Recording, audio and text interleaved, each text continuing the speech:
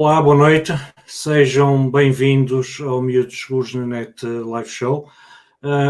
Hoje, um pouco de impromptu, resolvi fazer esta emissão em direto, relacionada com um tema que foi notícia hoje e que se prende com o YouTube, se prende com crianças e jovens youtubers, com agentes de youtubers, e foi um tema desde de manhã, eram 9 menos 10 e eu já estava a receber telefonemas de jornalistas que queriam falar comigo sobre esse assunto. Daí o ter resolvido fazer este live show hoje. Antes de entrar no tópico propriamente dito, dar-vos as boas noites a quem está a ver em direto. Um olá a quem está a acompanhar em diferido. Vejo que já estão 3 pessoas, 4 a acompanhar-nos.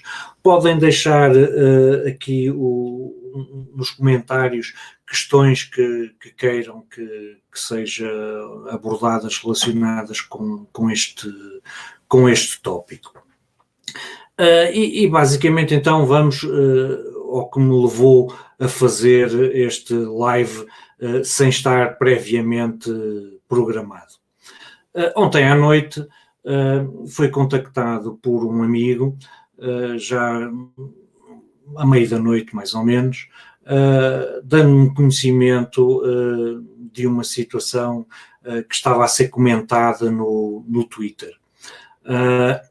E mostrando-me também alguns dos vídeos que estavam a ser vinculados, algumas das publicações, e basicamente tratava-se de um agente de youtubers, e o tópico, digamos, que estava em trending no Twitter em Portugal era o Team Strada, e o Team Strada é de facto uma equipa de youtubers, jovens, a maior parte deles, guiadas e orientadas por um youtuber adulto de nome Hugo Strada, e que dá o nome a esse grupo de youtubers. É um grupo de youtubers que tem um grupo de seguidores razoavelmente grande, que tem diversos, para além do canal do Team Strada, cada um deles também tem os seus canais, e que vendem merchandising, portanto, t-shirts e coisas assim nesse género, relacionadas com o Team Strada, e organizam também digressões por diversos locais, nomeadamente centros comerciais, e tem, de facto, tido alguma dimensão essas exibições e presenças em centros comerciais, atraindo uma legião de jovens muito grande. A questão começa-se a colocar com a conduta desse agente de youtubers, de nome, como disse, o Strada, e o tópico que ia sendo conversado eram, de facto, os comportamentos que essa pessoa tinha com esses jovens que o acompanharam.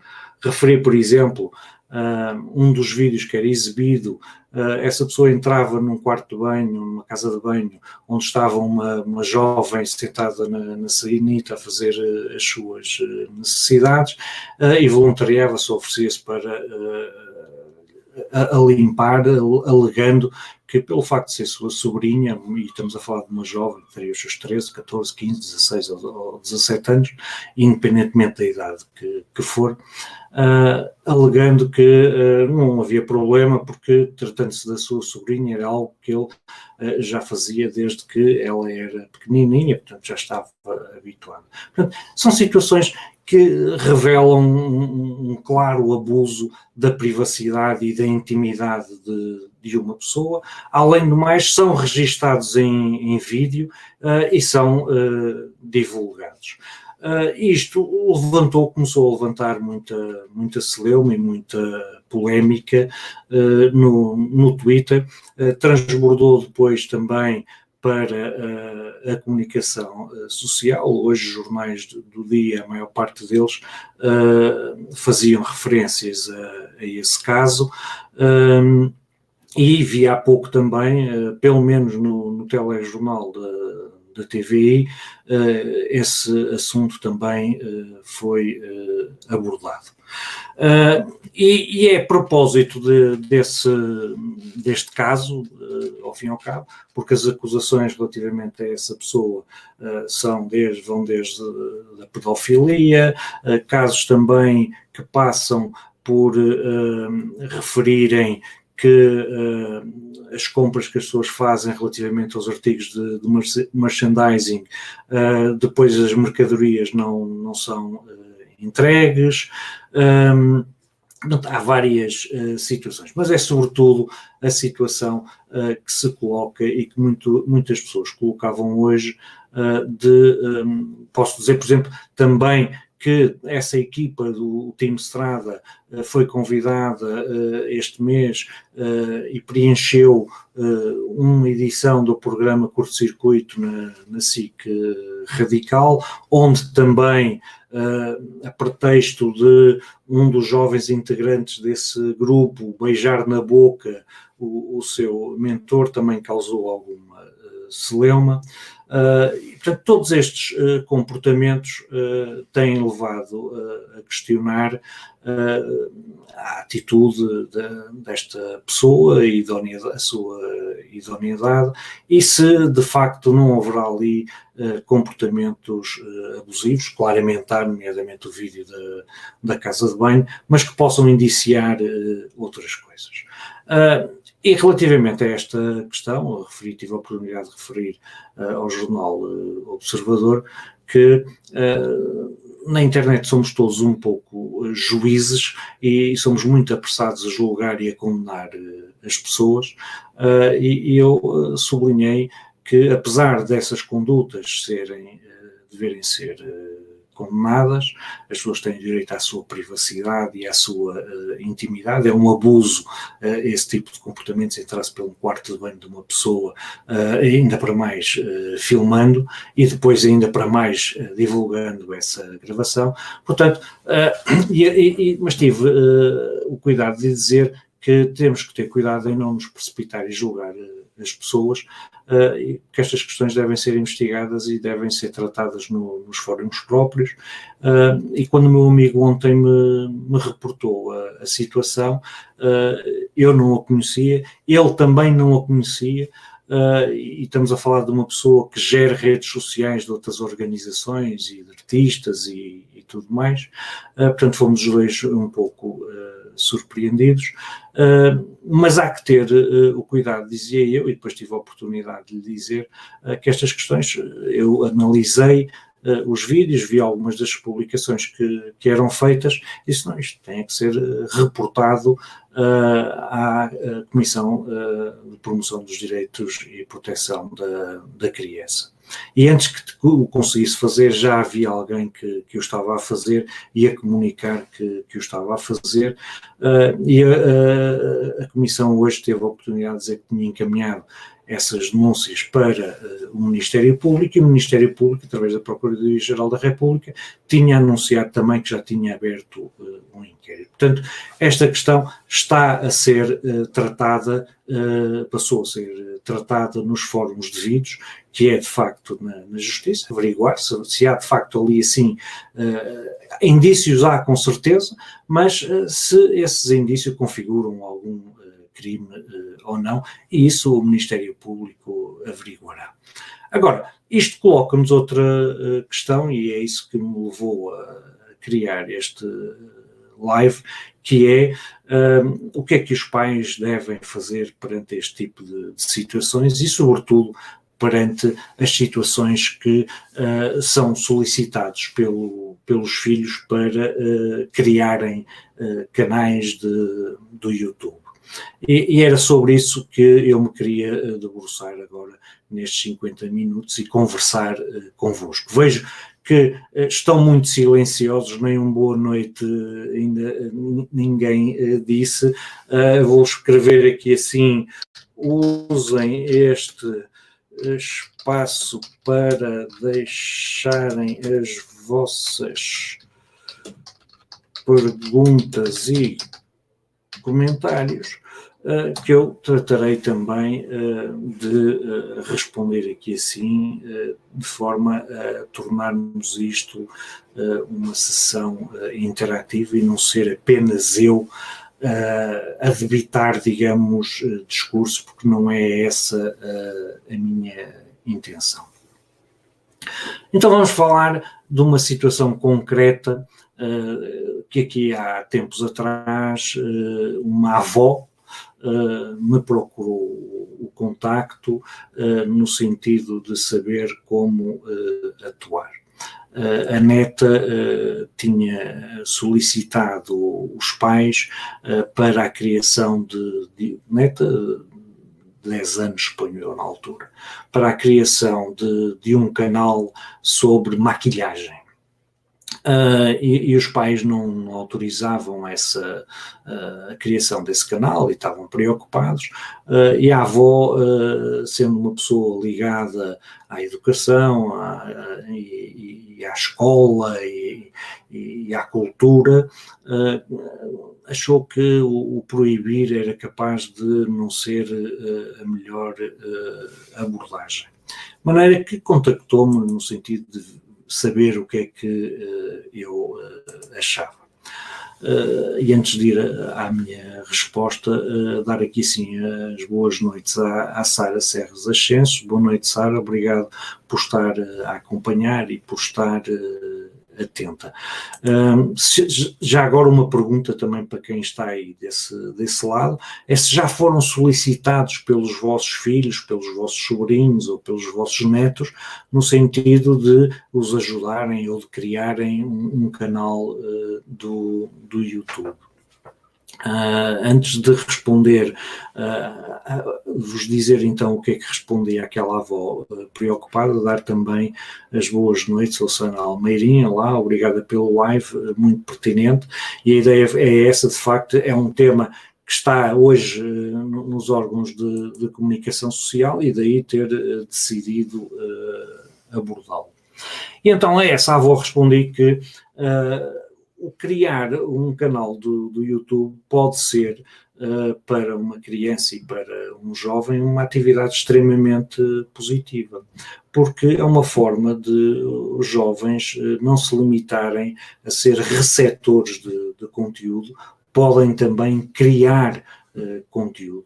E esse conteúdo pode ter componentes dos mais diversos, desde ser informativo, ser conteúdo recreativo, ser conteúdo educativo, e pode contribuir também para ajudar os jovens a desenvolver as suas competências, nomeadamente as competências de criação, por exemplo, de grafismo, competências no domínio da edição de vídeo, da edição de áudio. Portanto, a criação de um canal do YouTube por parte de uma criança, desde que devidamente acompanhado pelos pais, pode ser uma atividade positiva. A Sara Serras Ascenso diz que sim, o filho anda a pedir-lhe para criar um canal, e acrescentar que a criação de um canal de YouTube pode também ser a forma de pais e filhos e da família até usar de uma forma em comum uma ferramenta e uma tecnologia de informação, pode aproximar pais e filhos ao nível da criação de conteúdos em conjunto. O problema que eu vejo muitas vezes, infelizmente, é que as crianças e os jovens muitas vezes não pedem aos pais para criar esses canais, criam-nos pura e simplesmente, muitas vezes sem conhecimento dos pais. Muitas vezes os pais autorizam a criação desses canais, mas não acompanham, digamos, a feitura dos vídeos, não acompanham também o upload desses vídeos, portanto eles são publicados muitas vezes sem um visionamento prévio, sem os pais fazerem a mínima ideia que conteúdos foram carregados para esses canais, o que pode gerar problemas. Portanto, é necessário que os pais, e até é positivo, que os pais acompanhem os filhos nesta tarefa, se os filhos quiserem criar um canal de YouTube. Pode ter, como disse, várias componentes em termos informativos, em termos recreativos, da criação de informação, deles não serem meros receptores, mas serem também produtores de conteúdo, mas nessa tarefa têm que ser guiados e orientados pelos pais. Uma das questões. E pode ser também, como disse, uma forma de os miúdos desenvolverem competências digitais ao nível da criação e edição de multimédia. A questão que eu colocava, já agora para as pessoas que chegaram e que não apanharam o início, é se algum dos vossos filhos já vos pediu para criar um canal de YouTube e em caso afirmativo, qual foi a vossa resposta? Esta uma das situações que eu gostava de referir, ou seja, a criação de um canal do YouTube pode ter um aspecto positivo, mais até do que um aspecto positivo. O problema, para além da falta muitas vezes de acompanhamento por parte de pais e educadores, é quando vemos que digamos, a criação de um canal do YouTube é orientado primariamente pelo desejo de estrelato, de querer ser famoso. E essa é uma das motivações que muitas vezes surge. Ou seja, as crianças ou os jovens querem ser youtubers por serem youtubers, porque veem que isso é o que outros jovens estão a fazer, e eles querem fazer a mesma coisa, querem ter igual protagonismo, querem ter igual fama entre os seus pares, e essa muitas vezes é o principal motivador. Um comentário aqui assim da Ossana Almeirim diz: a Web2 2.0 é muito apelativa e bastante hostil, é urgente capacitar miúdos e graúdos, sem dúvida. Essa é uma tarefa que não se resume às crianças, tem também de incluir os adultos, porque vemos que muitas vezes os adultos também não estão devidamente capacitados para esse fim, e o criar canais de YouTube em conjunto pode ser uma forma, por exemplo, de pais aprenderem com filhos e vice-versa, pode ser um processo mútuo de aprendizagem. A Sara Serras Ascenso diz que o filho quer fazer lives enquanto joga. É de facto um dos grandes motivadores, porque existem inclusivamente plataformas específicas para isso, o Twitch, por exemplo, onde as crianças e os jovens podem transmitir live a jogarem os jogos que estão disponíveis, e transmitir não só a parte do jogo, mas transmitir-se também a eles próprios, isto para além de haver jovens que querem fazer canais sobre gaming, por exemplo, também é comum, porque é uma prática que eles têm, e é também algo que eles sabem que tem a audiência, porque outros têm os colegas e os amigos que também veem e que também jogam e que também querem acompanhar. Mas eu falava, e então há muito o desejo, assim que todos nós, digamos, em crianças e em jovens, quisemos ser alguma coisa. Eu, quando era miúdo, e me perguntavam o que é que eu queria ser quando for grande, eu queria ser polícia sinaleiro. Hoje estaria provavelmente no desemprego, tinha sido substituído por um semáforo. Mas as coisas têm a sua geração, queriam às tantas da minha geração ser astronautas ou coisas assim nesse género. Hoje, uma das coisas que as crianças querem é ser youtuber. E isso muitas vezes coloca alguns problemas. Não só o facto de quererem ser youtubers, podem querer ser modelos fotográficos, podem querer ser ou de passarela, podem querer ser estrelas de telenovela ou de séries televisivas.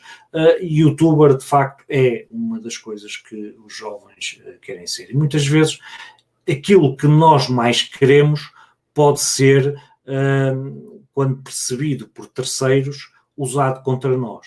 Aquilo que nós mais queremos pode, na realidade, ser a nossa vulnerabilidade. E isso é algo que as pessoas normalmente não têm a noção. E é importante nós falarmos com os nossos filhos relativamente a isso. A criança que quer ser o próximo Cristiano Ronaldo pode ser alvo de uma pessoa, um predador sexual, que se aborda dele através da internet, que começa normalmente por elogiar que ele tem grandes capacidades, de facto, e que se apresenta muitas vezes como um scout ou como um detector de talentos de um clube, e que lhe infla o ego, dizendo que ele de facto tem capacidades muito boas e que ele é a pessoa que o pode ajudar a entrar para os escalões jovens de um determinado clube, porque ele tem uma carreira promissora à sua frente. E isto se pode acontecer no futebol com jovens rapazes, pode também acontecer com raparigas, seja na dança, na música, no bailado, ou pura e simplesmente porque elas querem ser estrelas de telenovela e querem fazer parte de um casting para um programa de televisão, ou querem ter um book para apresentar a agências. E são inúmeros, infelizmente, os casos de predadores sexuais que, detectando esse tipo de vulnerabilidades naturais das crianças e dos jovens, as usam contra eles próprios, fazendo-se passar, e houve um caso recente, muito conhecido, de uma pessoa que inclusive trabalhava numa televisão e que se fazia passar, mas noutro tipo de função, e que se fazia passar e prometia mundos e fundos aos jovens. Isso não passou, na realidade, de um processo, de uma forma fácil de se abeirar desses jovens e de lhes prometer um futuro, e muitas vezes isso passa por processos de aliciamento sexual que começam de uma forma periférica e que pouco e pouco se vão acercando daquilo que é a real intenção das pessoas. Portanto, um primeiro aspecto a ter em linha de conta é que aquilo que nós mais queremos pode facilmente tornar-se a nossa maior vulnerabilidade se nós não tivermos consciência de que essa nossa fraqueza, esse nosso desejo pode ser utilizado por terceiros para abusar de nós e de tirar partido dessa vulnerabilidade, usando-a depois contra nós. Um aspecto que eu também ia querer focar é como é que é feita essa abordagem, um processo que na internet se chama grooming, esse processo de aliciamento e sedução de crianças e jovens, e é importante que as pessoas tenham noção desses passos. Antes de continuar, beber aqui assim um bocadinho de água e vejo que continuam pessoas a acompanhar a sessão, para além da Sara e da Luciana, da Almeirim, e ver se há alguma questão específica que queiram que eu aborde ou não.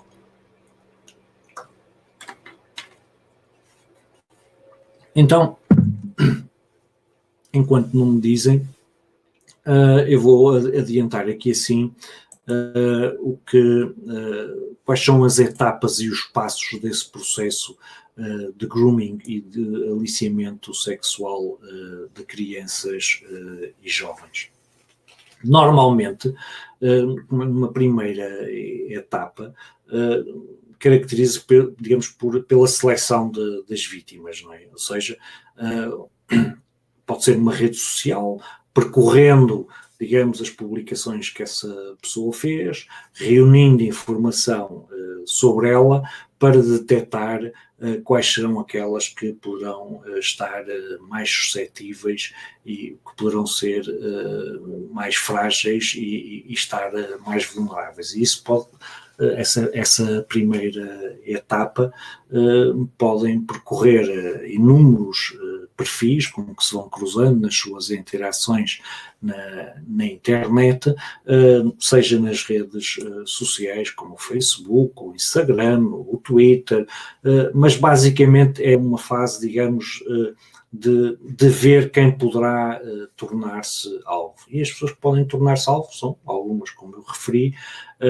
essas que manifestam facilmente, se percebe esse desejo de quererem ser isto ou de quererem ser aquilo, e isso é fácil para um predador sexual se apresentar como uma pessoa que pode satisfazer esse desejo dessa criança ou desse jovem. Mas também pode passar por detectar crianças e jovens que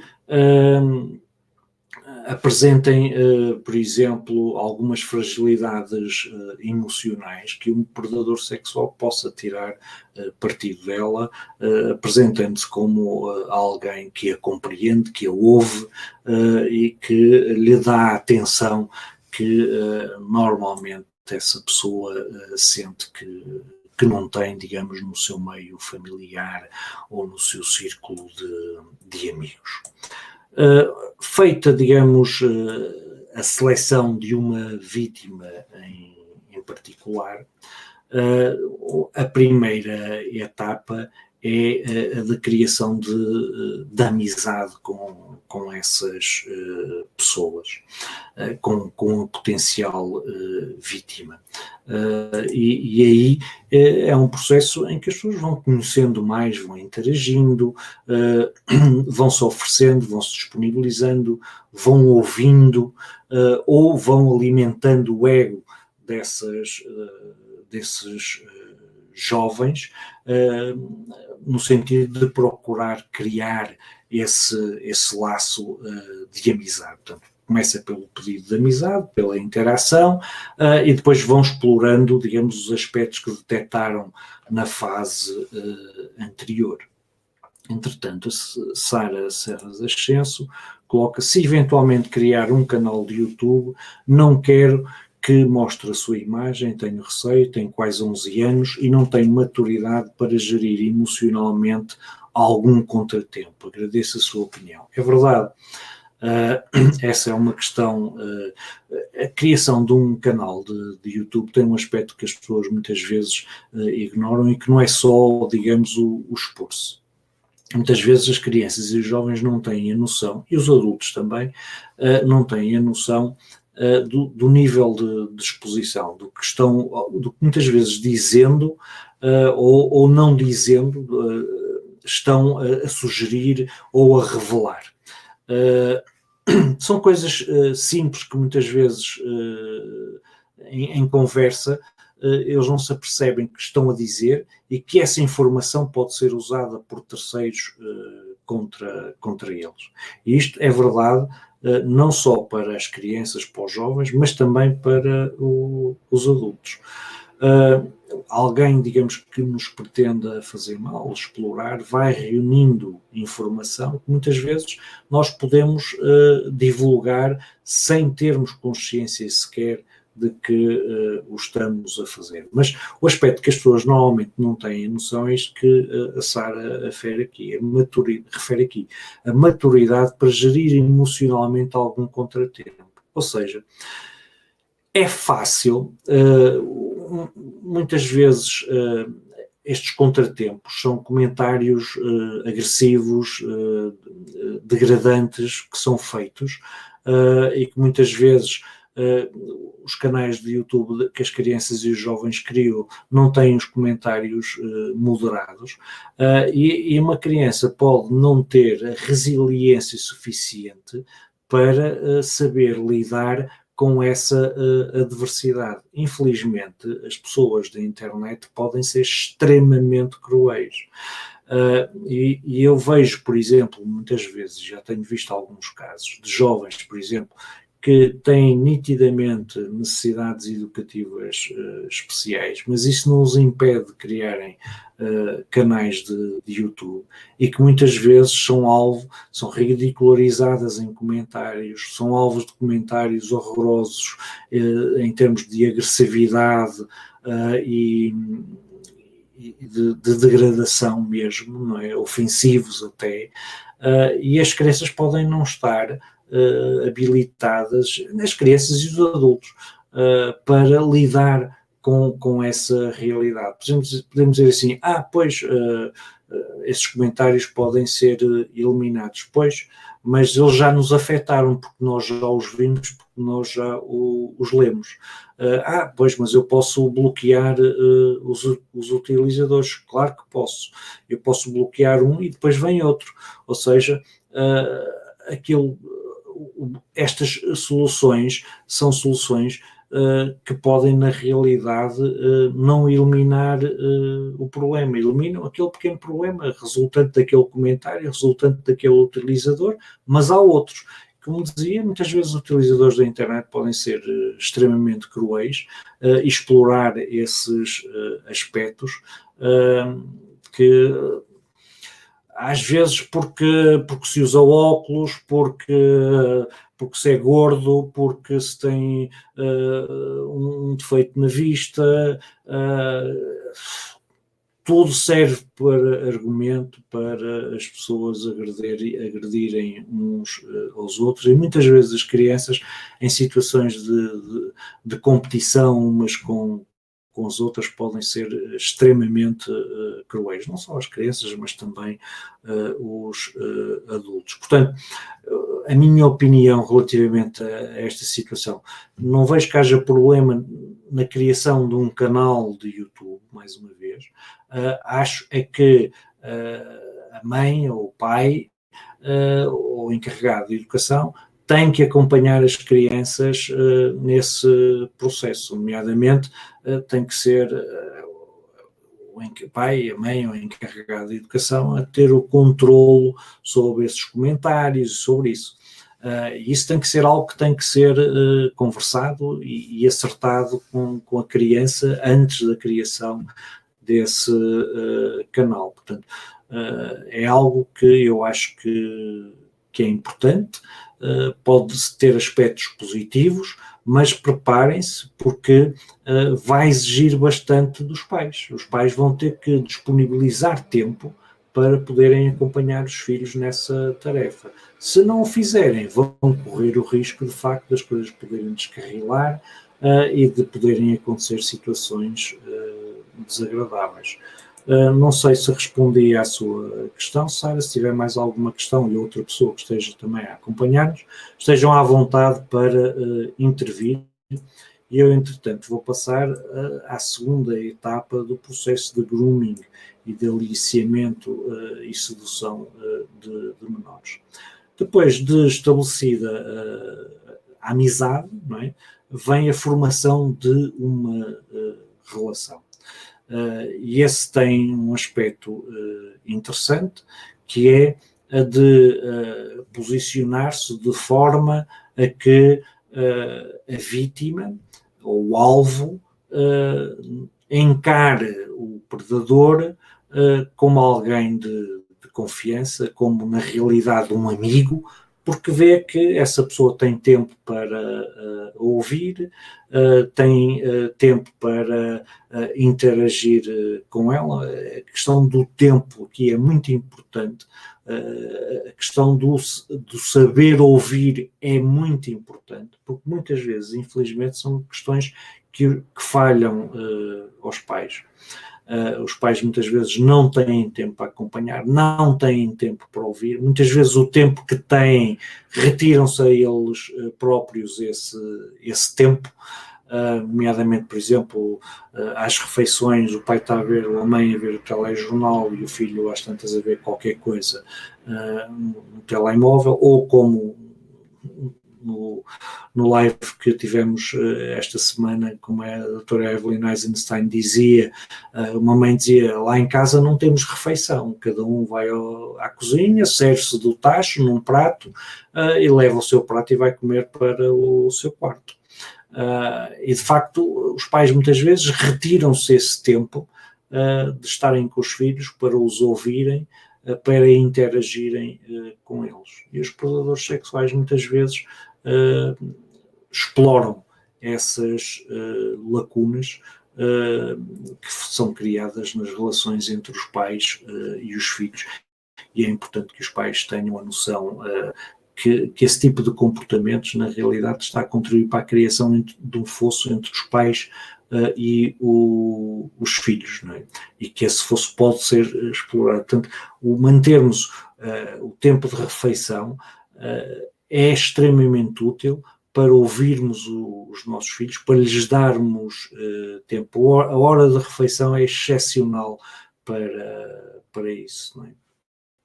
É um período em que nós estamos ali assim à mesa, pelo menos durante, idealmente à mesa, e não cada um com a sua tigela no quarto, não é? Pelo menos durante um período de meia hora, durante o qual podemos de facto interagir. Vou passar, antes de passar aqui assim à terceira etapa, que é a etapa de avaliação do risco, referir a Sara a dizer obrigado eu por estar a acompanhar-nos, Sara. Se houver outras questões, quem nos está a ver que queiram colocar, relembrar que estamos a falar, o tema é Mãe, eu quero ser youtuber, e este tema veio a propósito de notícias que circularam hoje relacionadas com uma situação que tem a ver com um mentor, um agente de youtubers jovens, o Team Strada, é um grupo de jovens youtubers liderados por um adulto cujos comportamentos têm sido colocados em questão e que levaram mesmo a denúncias à Comissão de Promoção dos Direitos e Proteção da Criança e que encaminhou essas denúncias para o Ministério Público, e a Procuradoria-Geral da República anunciou já a abertura de um inquérito. E esse é o tema porque, de facto, muitos pais ouvem, os filhos hoje têm a ânsia de querer ser youtubers, e isso pode, na realidade, e é o que eu estava a explicar, colocá-los em risco, porque muitas vezes aquilo que os nossos filhos muito querem pode ser, quando percebido por terceiros, pode ser utilizado por esses terceiros contra os nossos filhos. E eu estava a descrever os vários passos por qual passa esse processo de aliciamento, desde o momento em que alguém percebe que uma criança quer ser um youtuber e se apresenta perante essa criança como alguém capaz de satisfazer esses desejos. E vai tirar partido dessa vulnerabilidade através de um processo de aliciamento. Eu estava a descrever exatamente as etapas desse processo. Portanto, a primeira será, digamos, uma etapa zero, que será da seleção da vítima. Depois temos uma primeira etapa que será o estabelecimento de uma relação de amizade. Uma segunda etapa que será da formação de uma relação com a vítima, e uma terceira etapa, que era o que ia explorar agora, que é a avaliação do risco. E a avaliação do risco para o predador sexual. E o que é isso da apreciação do risco? É saber em que condições normalmente é que a criança ou o jovem está a usar a internet. Isso passa por perguntas como: estás sozinho em casa? Estás a usar o computador onde? Os teus pais estão aí? Muitas vezes são perguntas que a criança não relaciona diretamente como, na realidade, o predador sexual está a avaliar o risco que tem ao estar em contacto com essa criança, porque isso pode, sei lá, pode passar por perguntas, e os teus pais vigiam-te o telemóvel, leem as mensagens que tu recebes, não leem, tu tens a password, não têm, portanto, é para eles verem na realidade que riscos é que estão a ocorrer ao estarem em contacto com essa criança e saberem se para eles continuarem essa relação e esse processo de aliciamento constitui ou não um comportamento de risco mais ou menos elevado.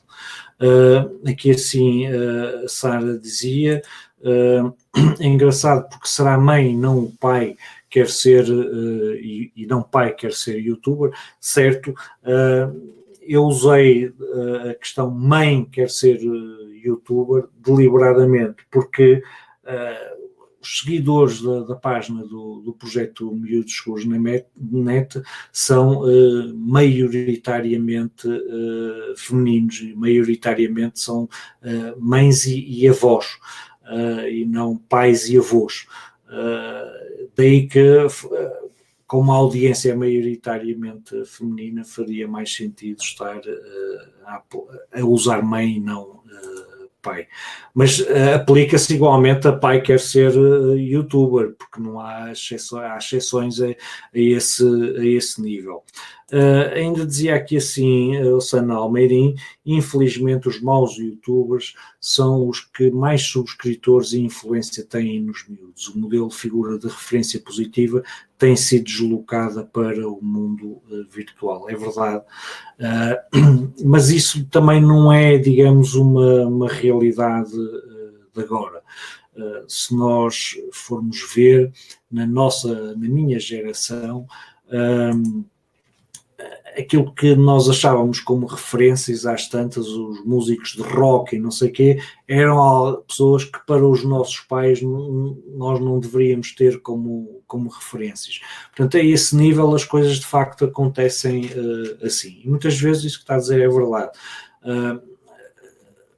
As referências hoje para os jovens e para as crianças não são as figuras televisivas, dos programas de televisão, são as dos canais de YouTube. E de canais, ao nível é mais fácil atrair a atenção pela palhaçada, pelas atitudes e pelas ações estapafúrdias, do que por comportamentos corretos, ou por questões informativas, ou por questões de cultura, e esse é um desafio também para quem produz conteúdos informativos, culturais e tudo mais, para conseguir chegar a esse tipo de audiências. Curiosamente, eu vejo um grande paralelo entre os grandes canais de audiências no YouTube, sobretudo os destinados a jovens, e os programas de reality shows na televisão. E existe, de facto, aí uma convergência, digamos, no meu ponto de vista, posso estar enganado, não tenho dados de estudos para consubstanciar isto, existe aí alguma convergência em termos do público-alvo, não é? E também das figuras de referência, do tipo de figuras de referência. A Sara Ascenso dizia, ok, entendi, mas aqui realmente é assim, mãe quero, mãe posso. Pois isso também é algo que é importante, quer dizer, os pais têm que ser pai e ser mãe não é fácil, exige dizer não muitas vezes, mas quer dizer, isso é o ser pai e o ser mãe, dá trabalho, não é? E dá trabalho ainda antes deles nascerem, e só vai deixar de dar trabalho no dia em que nós fecharmos os olhos, porque depois dos filhos vêm os netos, portanto isto é uma preocupação contínua, não é? Não acaba. Dizia eu então que estava na fase, digamos, da avaliação do risco. Ou seja, esse tipo de conversa é uma forma de saber se a criança é acompanhada, se não é, e se a abordagem do predador sexual é arriscada ou não, e muitas vezes pode acontecer que ele deixe de abordar essa criança porque pressente que essa criança é acompanhada e que daí podem resultar risco, e tem acontecido, já casos que me têm sido reportados, de crianças que são acompanhadas pelos pais e que os pais detectam que de facto as crianças estão a ser alvo de um processo de aliciamento e que cortam, e muitas vezes até denunciando às autoridades, e que cortam com esse processo. Seguindo-se à fase de avaliação do risco, vem uma quarta etapa, que é a criação de uma relação de exclusividade, ou seja, o predador vai procurar tornar-se o único amigo dessa criança ou desse jovem, procurando criar um relacionamento que exclua todas as outras pessoas do seu círculo de amizades. Sejam essas amizades online ou offline. E isso faz por situações desde criar situações de conflito com outras pessoas que ele pressente que têm relação com essa pessoa, no sentido de facto, se ele criar essa relação de exclusividade, essa pessoa vai estar cercada, porque não vai ter, digamos, canais com quem estabelecer outras comunicações, portanto vai ficar isolada. E, na realidade, é isso que o predador sexual procura, é isolar essa criança ou esse jovem para se colocar como o relacionamento exclusivo dessa criança ou desse jovem. A fase seguinte é a quinta etapa e é o iniciar de um tipo de conversas que normalmente andam à volta de conversas de teor ou cariz sexual. E a ideia é, introduzindo o tema e da conversa do sexo, começar a desensibilizar essa criança para questões de cariz sexual, normalizando a conversa de sexo entre adultos e crianças, para que isso se apresente perante ela como comportamentos normais. É a norma. Não é? E dessa forma poder aos poucos começar a abordar a criança de forma sexual, ou seja, partilhando fotos, seja partilhando vídeos de cariz sexual, seja solicitando a partilha desse tipo de vídeos e de imagens, e muitas vezes isso envolve formas de gratificação, de presentes, como forma de agradecimento pelo fornecimento desse tipo de imagens e também como forma de fortalecimento dessa relação.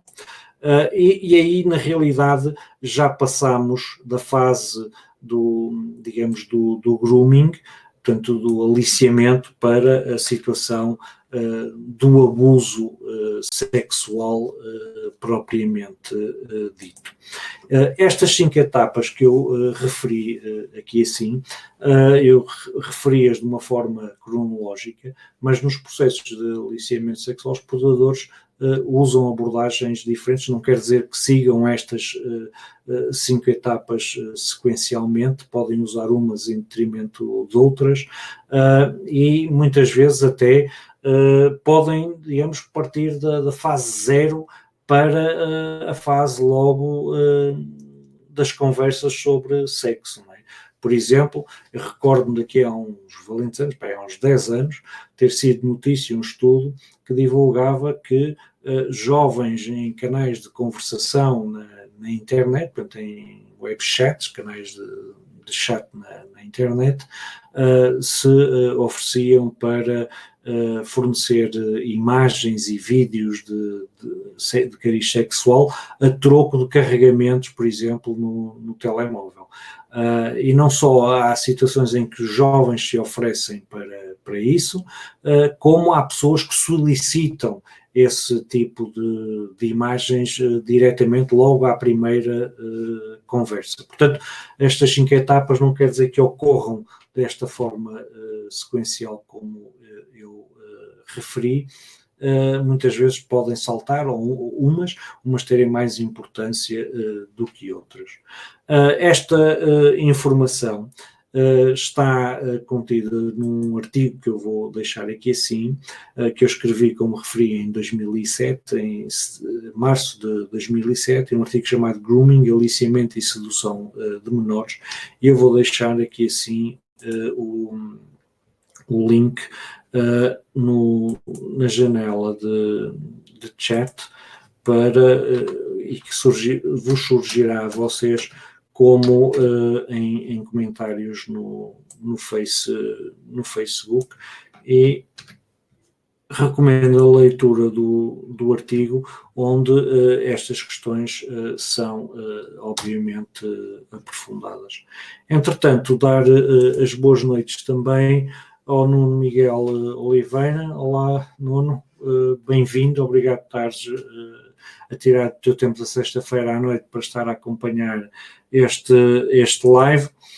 Estamos a falar, digamos, do sonho de muitas crianças, que é quererem ser youtubers, e como muitas vezes esse grande desejo, quando percebido por terceiros mal intencionados, nomeadamente predadores sexuais, pode ser usado contra elas como uma forma de as aliciar, visando situações de exploração e de abuso sexual.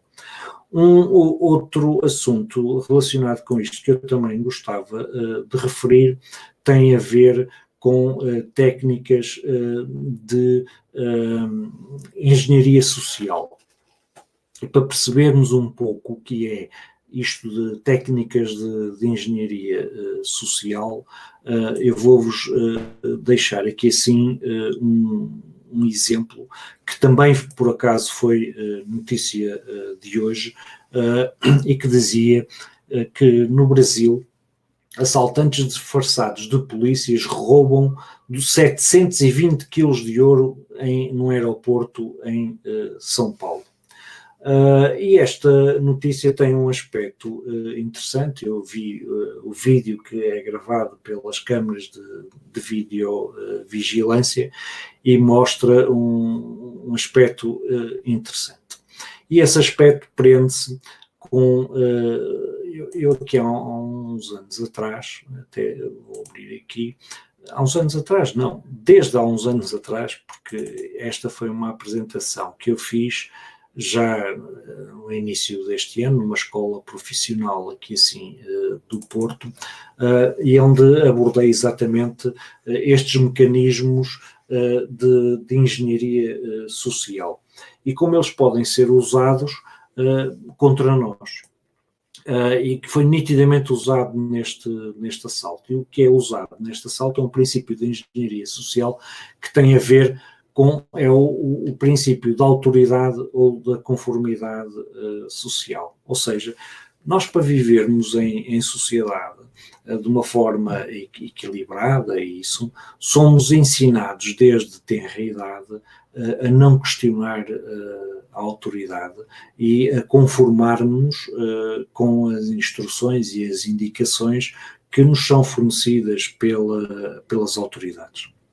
E esse é um princípio básico que nos ajuda a viver em sociedade, mas que pode ser usado contra nós. E este princípio é o princípio da autoridade, e que diz, é enunciado da seguinte forma: a sociedade treina as pessoas para não questionarem a autoridade.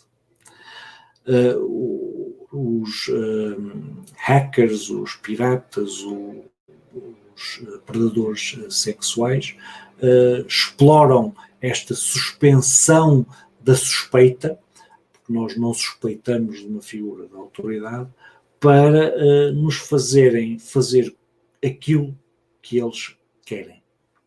E esse exemplo foi paradigma. Este é apenas um, digamos, dos princípios da engenharia social, não é? Que nos leva a fazer coisas que nós não quereríamos, mas que acabamos por fazer, porque nem disso nos apercebemos, estamos a fazer algo contra nós.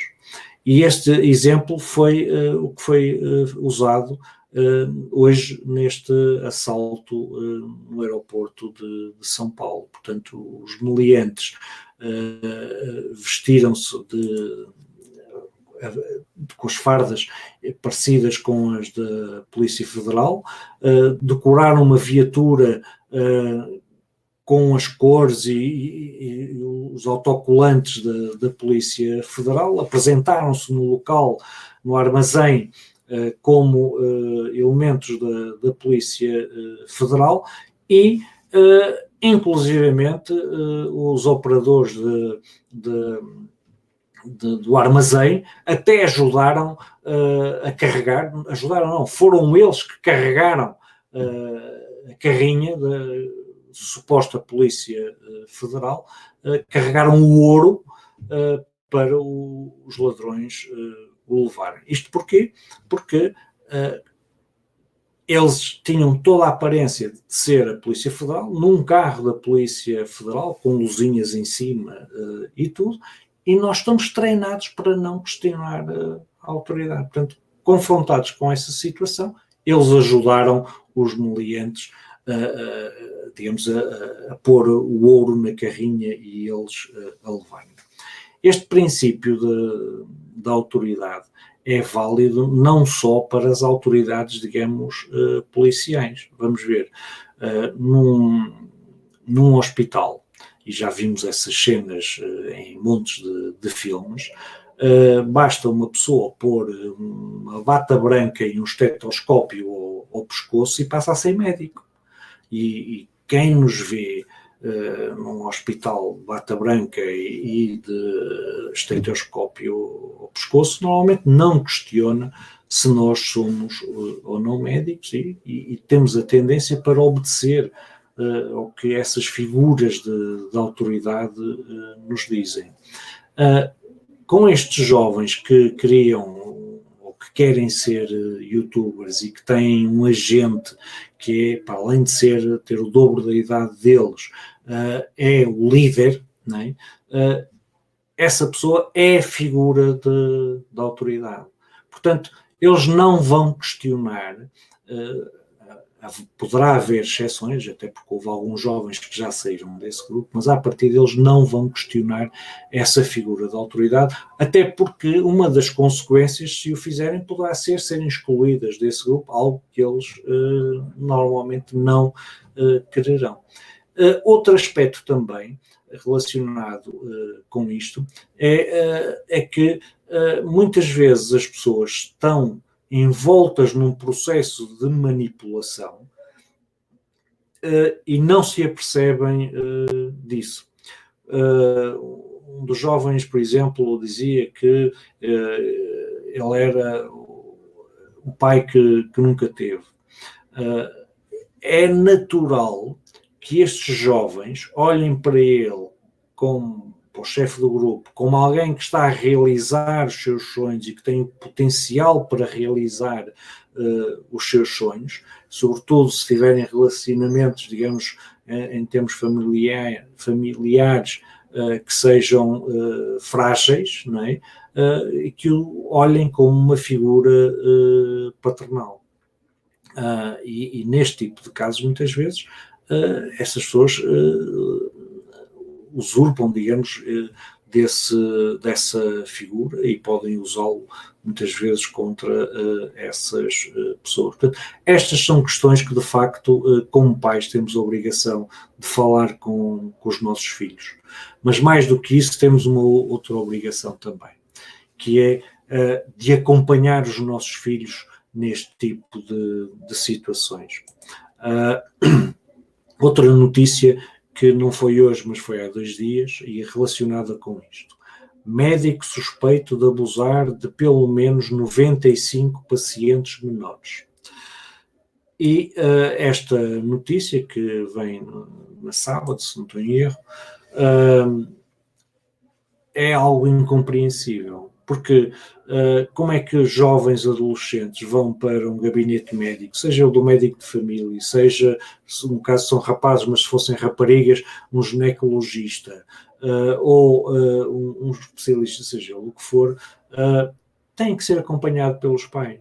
Os pais não podem delegar, pelo simples facto de ser um médico, delegar em terceiros e basear-se na confiança. E se isto se aplica ao médico, aplica-se também a um mentor de um qualquer grupo de youtubers. Portanto, é dever e obrigação dos pais acompanharem os filhos nestas situações. E era, digamos, de grosso modo, este alerta que eu gostava de deixar aqui, e esgotámos a hora que eu tinha pensado para dedicar a este tema. Se tiverem ainda alguma questão que queiram colocar, eu terei o maior prazer em procurar responder dentro da medida que souber e puder. Beber mais um pouco de água. Entretanto, se tiverem a ouvir algum ruído de fundo, é que hoje há um festival da juventude aqui perto de casa, portanto, apesar da janela estar fechada, pode ser que aconteça que esse som chegue até vós. Se não tiverem nenhuma questão, eu vou-vos deixar alguns dos links que aqui referi e que foram alvo desta notícia e que motivaram, ao fim e ao cabo, este tópico. É um Osana a agradecer. Eu é que agradeço a vossa presença. Já vi que é Academia Osana. Muito obrigado por terem dedicado este tempo. Dizia eu, se quiserem aprofundar o tópico que aqui hoje abordamos, vou-vos deixar aqui assim alguns links sobre este assunto e que motivaram, ao fim e ao cabo, esta conversa e que se prendem com notícias sobre este caso que foram vinculados na comunicação social. Reforçar também a questão que eu procurei sublinhar no início deste live, que esta questão já está entregue às autoridades competentes, isto é, a situação foi denunciada à Comissão de Proteção de Crianças e da Promoção dos Direitos das Crianças e Jovens, que reportou ao Ministério Público, e o Ministério Público anunciou já que tem uma investigação a decorrer sobre esta matéria. Portanto, aqui é de facto onde estes assuntos devem ser tratados. Justificou-se, digamos, numa fase inicial a denúncia, mas eu acho que estas questões, mais do que serem, digamos, tratadas nas redes sociais, devem de facto ser tratadas nos meios próprios, e as pessoas, quando tiverem suspeitas sobre este tipo de ações, de comportamentos, devem nos denunciar junto das autoridades competentes, e neste tipo de casos a Comissão de Proteção de Crianças e Jovens, ou mesmo às autoridades policiais ou ao Ministério Público. Portanto, estes primeiros links que eu publiquei em comentários prendem-se com a denúncia desta situação que motivou este live. Deixar agora aqui assim também a notícia relacionada com o assalto ao aeroporto, o roubo dos tais 720 quilos de ouro do aeroporto de São Paulo, porque ele serve para ilustrar muito bem o princípio da autoridade no dia a dia, como este princípio pode ser e é explorado por criminosos, ao fim e ao cabo, e o outro caso, como esse mesmo princípio não se limita às autoridades policiais, mas no caso do médico que abusou de pelo menos 95 pacientes menores, alegando que os atos sexuais estavam a ter eram atos médicos.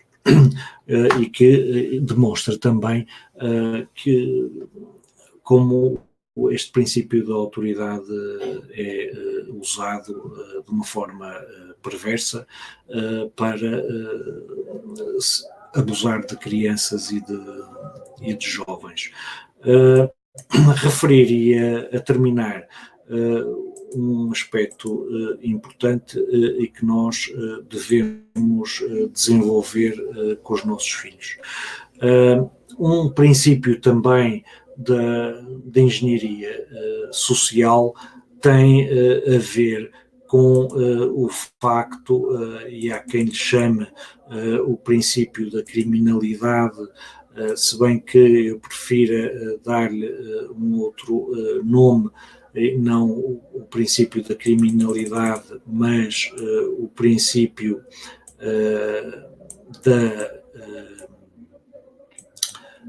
da infração, e este princípio da infração, o que é?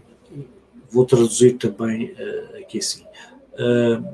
O nosso ladrãozinho interno é o que nos prende inicialmente. A partir daí, qualquer coisa ilegal que façamos será usado contra nós pelos criminosos.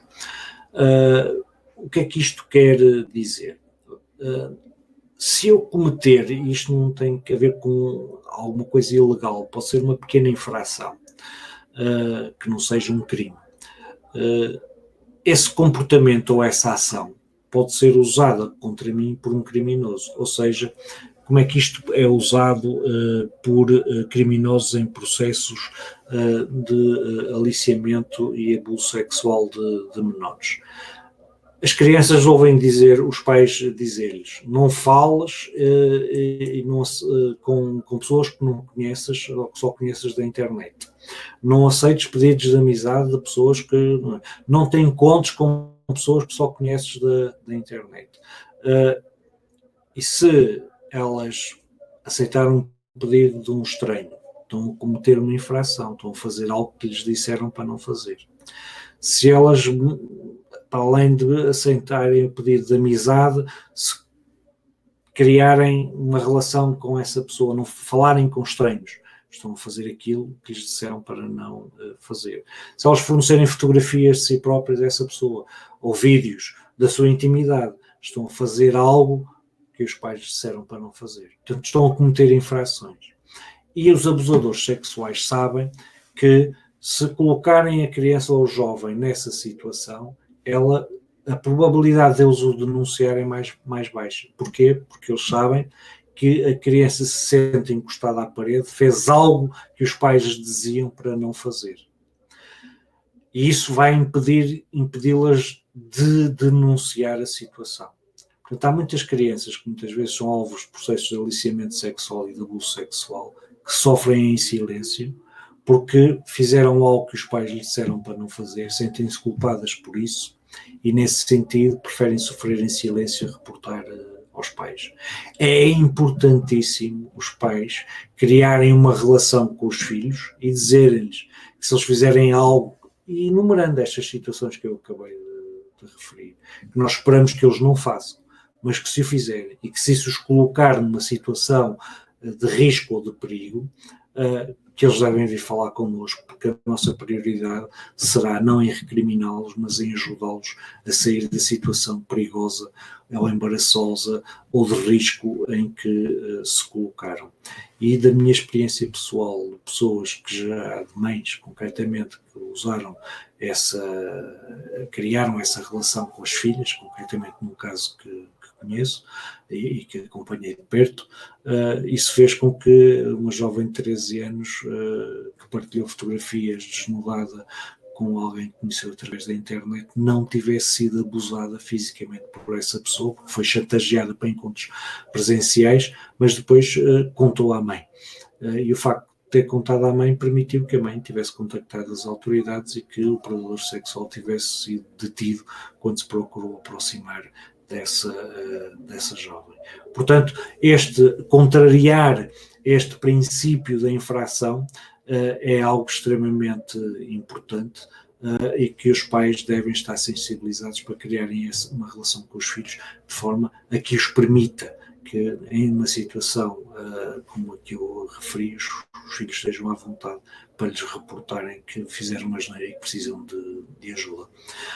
E já vamos com 1 hora e 10 minutos, eu só tinha pensado falar convosco durante 10 minutos, vocês hoje estiveram muito calados, não sei se têm alguma questão ainda que gostariam de referir ou não, se não houver, eu terminava aqui assim este live, lembrando que no dia 30, na terça-feira, vamos ter aqui assim também à mesma hora, às 21h30, este programado, contrariamente ao que aconteceu hoje, um live com o professor Rui Correia. O professor Rui Correia foi o professor que recebeu este ano o Global Teacher Prize Portugal 2019 e que estará aqui assim a falar connosco sobre questões relacionadas com a educação e sobretudo com a aprendizagem.